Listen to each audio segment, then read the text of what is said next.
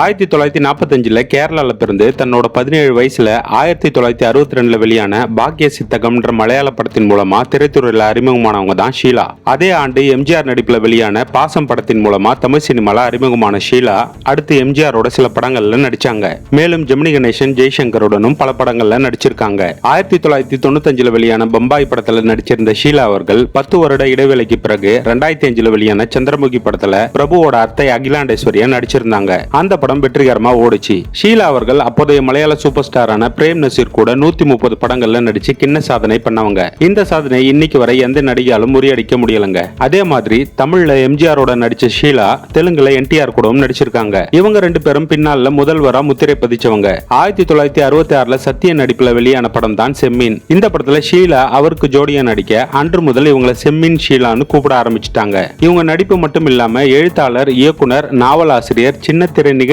தொகுப்பாளர், ஓவியர்னு பன்முக திறமைகளை கொண்ட நடிகை செம்மீன் ஷீலா அவர்கள் காதலிக்க நேரமில்லை நடிகர் ரவிச்சந்திரனை திருமணம் செஞ்சுக்கிட்டாங்க. இவங்களுக்கு ஜார்ஜ் விஷ்ணுன்ற ஒரு பையனும் இருக்காரு. அவர் தான் காதல் ரோஜாவை படத்தின் மூலமா தமிழ் சினிமால ஹீரோவா அறிமுகமானாரு. கடைசியா சந்தானம் படமான பாரிஸ் ஜெயராஜ் படத்திலும் நடிச்சிருக்காரு. தற்போது 80 வயசு கடந்த நடிகை ஷீலா அவர்கள் 480 படங்களுக்கு மேல நடிச்சிருக்காங்க. இவங்க கடைசியா மலையாளத்துல கடந்த 2023 வெளியான அனுராகம்ன்ற படத்துல நடிச்சிருந்தாங்க. யக்ஷகானம், சிகரங்கள்னு 2 படங்கள்ல இயக்கிய ஷீலா அவர்கள் தற்போது சீரியல்ல நடிச்சிட்டு வராங்க.